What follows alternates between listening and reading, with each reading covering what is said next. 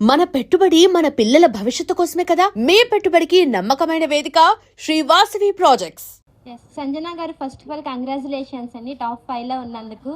So అంటే రీతుని ఒక ఆడపిల్లని ఆ మాట అనడం కరెక్టే అని అంటారా? అంటే రెగ్రెట్ మీరు ఫీల్ కూడా అవ్వలేదు, కావాలంటే హౌస్లో నుంచి బయటికి కూడా వెళ్ళిపోతాను కానీ నేనైతే సారీ చెప్పను అన్నారు. అంటే ఎందుకని ఇట్లాగా మీరు ఇలా ఉన్నారు? ఆ సిచ్యువేషన్ అట్లా వచ్చిందమ్మా. కానీ నేను రీతు వచ్చేసి దాని తర్వాత మాట్లాడుకున్నాము. రీతు కూడా నాకు 1000 మాటలు చెప్పింది, నేను కూడా తనకి చెప్పాను. ఆ హౌస్లో ఉండేసరికి మేమే ఉన్నాం కదా, సో ఫైట్స్ నడవడం సహజం. మేము ఫైట్స్ చేయలేదంటే మీరు షో చూస్తారా? రాకెట్ లాగా జుమ్ అని పోయింది కదా నా గుడ్డు వలే. నాకు తెలీదు నేను గుడ్డు తిన్నానా అక్కడ మర్డర్ చేశానా, నాకు ఎంత బాధ పెట్టారు తెలుసా.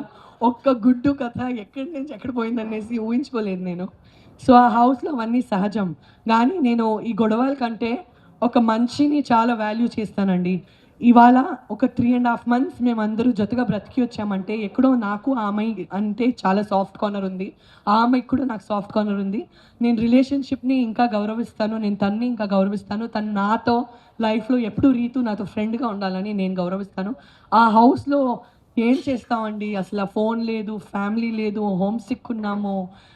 నామినేషన్స్ రోజు వస్తే నేను అసలు ఎందుకు నామినేషన్స్లో పోయి కూర్చోవాలి, నేను నన్నే పోయేసి బాత్రూంలో లాక్ చేపించి అయ్యో ఈ ఒక్కరోజు నేను రాను బయటికి, నాకు నామినేషన్స్ అంటే ఇష్టం లేదు. నాకు నామినేషన్స్ అంటే నేను అది నామినేషన్స్ లాగా తీసుకోలేను, నేను అన్ని హార్ట్కి తీసుకుంటాను. అది నా ప్రాబ్లం. నేను హార్ట్కి తీసుకుంటాను, నేను అంత లైట్ తీసుకోలేను. అది బికాజ్ నేను ఇమోషనల్ పర్సన్. సో అవన్నీ ఇమోషన్స్లో అవుతాయండి. కానీ నాకు రీతు అంటే ఇప్పుడు కూడా అలారిక్తో 100 వీడియో కాల్స్. అలారిక్కి అందరికంటే ఇష్టమైన కంటెస్టెంట్ వచ్చి అలారిక్ హౌస్ లోపల వస్తే తను రీతుతోనే ఆడాడు. సో ప్రతిరోజు అలారిక్ వచ్చేసి రీతుకి ఫోన్ చేయి అనేసి వాళ్ళిద్దరు వీడియో కాల్లో ఉంటారు. నాకు ఆ రిలేషన్షిప్ నా హార్ట్కి చాలా దగ్గర, అది చాలా important. So hi ma'am, Madhuri గారితో ఒక కాన్వర్సేషన్ అవుతుంది కదా, ఈ రోజు నుంచి నువ్వే నా బెస్ట్ ఫ్రెండ్ అనుకుంటా. ఆ నెక్స్ట్ డే నుంచి మీరు ఫైట్స్లో ఉన్నారు. ఇప్పుడు దాని గురించి ఏం మాట్లాడతారు? ఇంకా బాండింగ్ ఉందా లేదా అక్కడికే ఎండా? నేను మాధురి గారితో ఫైట్ చేయలేదు, తను నాతో ఫైట్ చేసింది. నేను నీకు బెస్ట్ ఫ్రెండ్ చెప్పానంటే నువ్వేంటమ్మా నాకు ఇట్లా అని మళ్ళీ వచ్చి గెలికింది. మాధురి గురించి ఏం చెప్పాలంటే ఏం చెప్పాలో అని అనిపిస్తుంది. ఏదైనా చెప్తే అసలు ఎట్లా తీసుకుంటుందో అనేసి అనిపిస్తుంది. తన మనసు మంచిది కానీ నోరు వచ్చేసి గుంటూరు కారం. సో అట్లాంటి వ్యక్తులతో నువ్వు ఏదైనా చెప్తే కరెక్ట్ అమ్మా అని చెప్పాలి, లేకపోతే మేమే తలకొట్టుకోవాలి. కానీ she's a sweetheart and she's very close to me. I'm very happy. ఇట్లాంటి ఒక వ్యక్తి నన్ను మించి ఎవరికైనా ఇంకా గట్స్ ఉందంటే ఆ హౌస్లో ఒకటే వ్యక్తి వచ్చి వెళ్ళిపోయిందంటే అది మాధురినే. అనిపించిందా మీకు కూడా? హాయ్ మ్యామ్, మీది ఇన్సిడెంట్ జరిగిన తర్వాత ఎక్కడ కూడా మూవీస్లో అయితే రాలేదు. సో బిగ్ బాస్కి వచ్చారు. బిగ్ బాస్ తర్వాత ఏమన్నా మూవీస్లోకి కంబ్యాక్ ఇచ్చే అవకాశం ఉందంటారా? మీరు ప్రొడ్యూసర్స్, డైరెక్టర్స్ అందరు ఇక్కడ రండి చెప్పండి. సంజన గారు ఇంత బాగా ఆడారు బిగ్ బాస్లో, మీరు మన తెలుగు ఇండస్ట్రీలో బిజీ చేయాలని చెప్పండి. ఓకే, సంజన గారు ఒక లేడీ ఫైటరు. సో ప్రతి ఒక్క డైరెక్టర్ కానీ ప్రొడ్యూసర్ కానీ ఎవరైనా సరే మూవీస్లలో ఛాన్స్ ఇవ్వాలనుకుంటే ఖచ్చితంగా కరెక్ట్ పర్సన్కే మీరు అయితే ఛాన్స్ ఇస్తారు, సంజన గారికి అయితే. సో ఒక్కసారి సంజన గారి జర్నీ చూడండి, తప్పకుండా ఇస్తారు. చాలా మూవీస్ వాళ్ళు చెప్పండి. చెప్పండి. చాలా కష్టపడింది చెప్పండి. ఓకే, చాలా కష్టపడ్డారు బిగ్ బాస్ లో కూడా, మనం అందరం చూసాం కదా ఒక లేడీ ఫైటర్ ఎలా కష్టపడితే అలా ఉంటుంది అనేసి. సో మనకి సంజన గారు ఏ లాంగ్వేజ్ అయినా సరే మనకు సంజన గారు అంటే తను చేయాలనేసి తపనతో ఉంది. సో ప్రతి ఒక్కరు కూడా ఏ డైరెక్టర్ అయినా ఏ ప్రొడ్యూసర్ అయినా సరే ఏ లాంగ్వేజ్ అయినా సరే మనకి సంజన గారికి అయితే ఒక క్యారెక్టర్ ఇవ్వండి, ఖచ్చితంగా చేస్తారు, ఆ లీడ్కి న్యాయం చేస్తారు తప్పకుండా. ఓకేనా?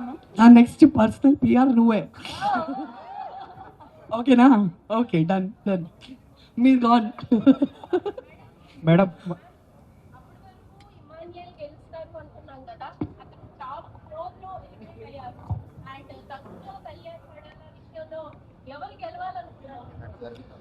నేనైతే ఇమాన్యుయల్ గెలవాలి లేకపోతే నేను గెలవాలి అనేసి అనుకున్నాను.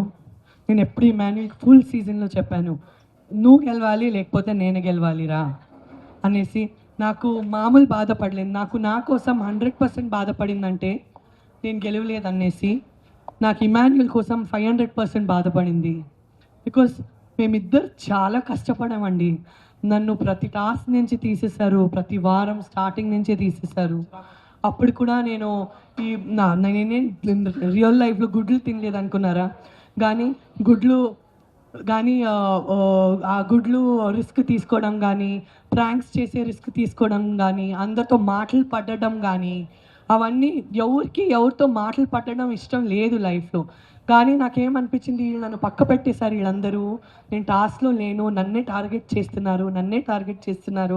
ప్రతి వారం నన్నే టార్గెట్ చేస్తున్నారు. నేను ఏదైనా యునిక్ చేసేసి నేను కనపడాలి, ఏం చేయొచ్చు అనేసి నేను నా రెప్యుటేషన్, నా మర్యాద రిస్క్ చేస్తూ ఆడాను. చాలామంది చెప్పారు ఎంత నెగటివిటీ అయినా తీసుకునింది సంజన, ప్రతి ఒక్కటి పాజిటివ్గా మార్చుకునింది సంజన. దేవుడే నా ఎఫర్ట్స్ చూశారు. నా కళ్ళలో నీళ్ళు ఉంటే కూడా లేదు, నేషనల్ టెలివిజన్లో ఉన్నాను, నేను ఓడిపోయి ఇంటికి పోకూడదు, వీళ్ళు నన్ను తీసేస్తే ఏంటి, బిగ్ బాస్ ఉన్నారు, నేను బిగ్ బాస్ ఇంట్లో ఉన్నాను, బాధగా ఉండకూడదు, నేను నా స్ట్రెంగ్త్ చూపించాలి, నేను ఎంత పెద్ద ఫైటర్ అని చూపించాలి. ఇదేం పెద్ద బాధ లేదు నాకు, నేను చాలా పెద్ద బాధలు చూసి అది ఛాలెంజ్ చేసుకొని లైఫ్లో ముందుకు వచ్చినాను. ఇక్కడ ఎందుకు వచ్చినాను నేను మర్చిపోకూడదు అనేసి నేను నన్నే సెల్ఫ్ మోటివేషన్ చేసి చాలా ఫైట్ చేశానండి. సో ఫస్ట్ నేనే విన్నర్ అవ్వాలని అనుకున్నాను, కానీ నేను కాకుండా ఇమాన్యులే అవ్వాలని అనుకున్నాను. ఆ ఒక బాధ నా మనసులో ఎప్పుడు ఉంటుంది, నేను విన్నర్ కాలేదని, ఇమాన్యుల్ విన్నర్ కాలేదని.